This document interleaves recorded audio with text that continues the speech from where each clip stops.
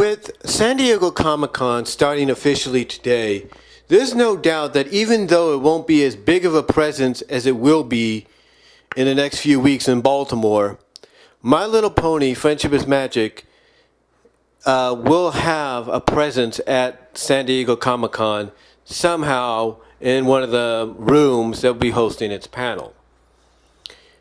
But even though that's going to be mainly a panel consisting of the creators and some of the voice talent, the one convention that's really going to be more emphasis on fellow fans who have become well-renowned YouTube analysis and reviewers when it comes to the series, that convention coming up is, of course, BronyCon. And unfortunately,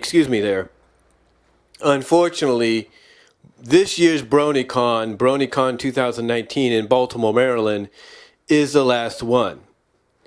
Now, I have no doubt, from a speculation standpoint, that someone or a group of individuals will try to make an announcement at BronyCon. Again, just speculating, but they might try to make an announcement to where perhaps they're going to take full charge of BronyCon, and instead of 2019 being the last one, that they're going to continue it on for years to come, but a much maybe smaller, more affordable capacity and more convenient capacity for a lot of fans of the franchise and the show. But there is going to be one question that's going to be asked around that convention, and it's not going to be a question asked to any of the show staff or any of the voice talent that shows up there as honorary guest. No. The question that's going to be asked, the biggest questions, the most important questions are going to be asked towards the likes of Dr. Wolf 001 that is, Lightning Bliss, MLP-Silver Quill, Firebrand, aka Josh Scorcher, Ari the Fiery Secretary, aka Aramount, Finn the Pony, Voice of Reason, Wilsonator, aka Thespio, Katie Patterson, also known as Midnight Sonata, Brawny Buck, Dusty Cat, Saber Spark, AC Race Best, and the list could go on. And the reason I mention their names is because there's no doubt that they, amongst many others that I have yet to list, are going to be asked one significant question. That question is after the show is over. When the final episode airs, officially here in the U.S., possibly around late October, early November, the question that's going to be asked is, what does the future hold for each and every one of these analysis and reviewers? In other words, what does the future hold for the Riff Cafe analysis, the Riff Cafe / TF2 analysis crew, including other names like I Love Kim Possible a lot, or I Love KP a lot, Ink Rose, Eliora, and again, the list goes on, Terendaga. You get the point. The question that's going to be asked of them is, what will the future hold? What will the future hold for each and every one of them after the series ends? Will they continue to produce MLP content? Will they continue to review MLP content as well as some maybe relatable content? I mean, Finn the Pony already said, hey, I plan to do a little bit more than just MLP. But the question is, will they continue it? Because when you think about it, there's a lot of episodes out there that if you come on YouTube or Vimeo or Dailymotion or wherever, There's a lot of episodes out there that have yet to be touched upon and reviewed.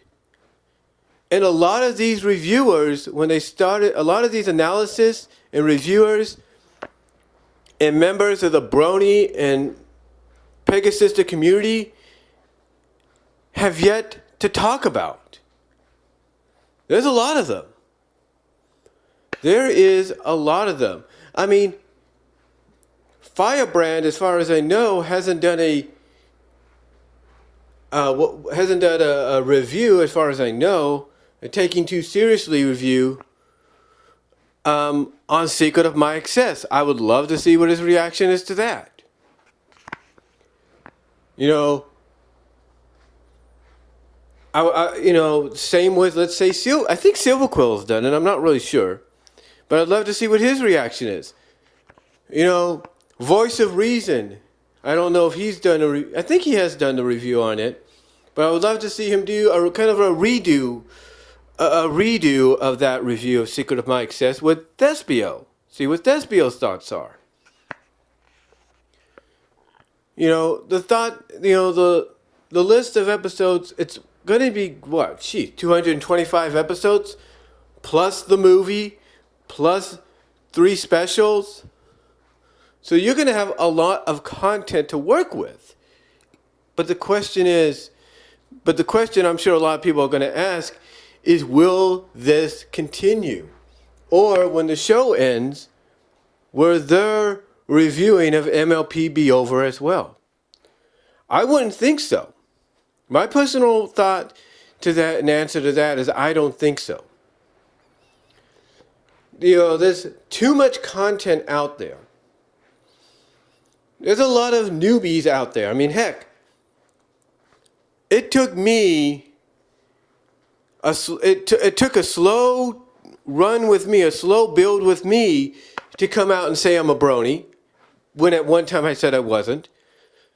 It took me a long time to come out and actually start watching episodes, doing some analysis on what I saw and what other people had to say, as well as giving live reactions, as well as actually taking the time out of my day, taking the day off, if you will, and going on a bus to Turlock, California, to the Regal Theaters there, and on opening day, official opening day, going and seeing the MLP movie, which I enjoyed.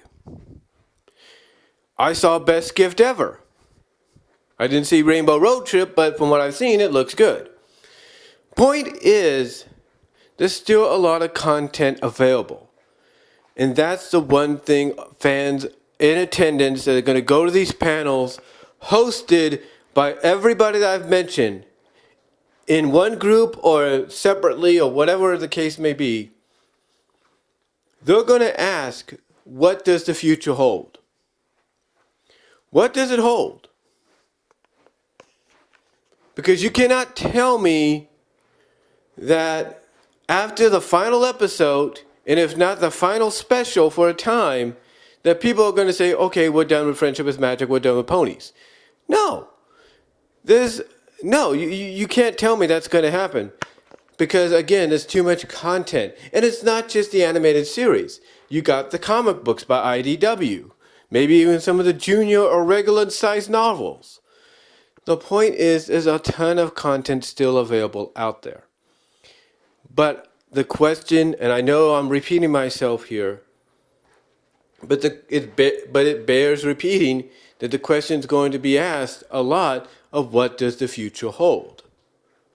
Will they continue with their content creating? Will they continue reviewing episodes, even those they have yet to touch upon? Will they take the time to go back and redo some of the earlier reviews and make them better? Who knows? But the question is, and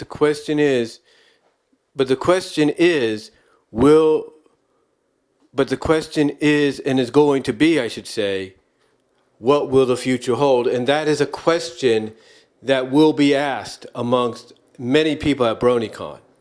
It's going to be asked, it's going to be touched upon, because people are going to want to know. When they do a Q&A during the panels, they're going to want to know, what does your future hold?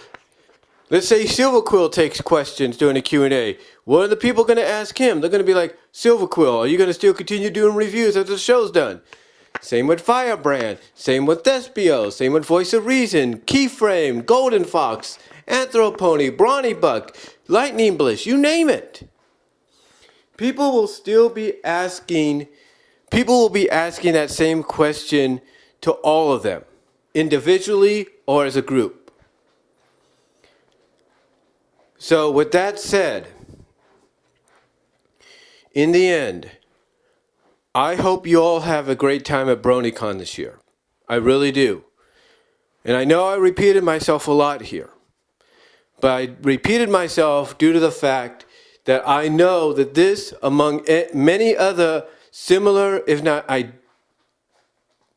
identifiable questions, are going to be asked. Basically about the future. Basically, what does the future hold for the Rift Cafe after hashtag MLP Season 9? That's going to be basically the question. So that's all I'm going to say, guys. Again, I hope all of you that are going to BronyCon have a great time. Sorry this audio video went a little long, but let me know what you all think about what potentially you believe the main question will be. Do you think this will be the main question? Or do you think there'll be more other questions asked about the future of content by the Rift Cafe / TF2 analysis crew? Let me know down below, and I'll talk to y'all later.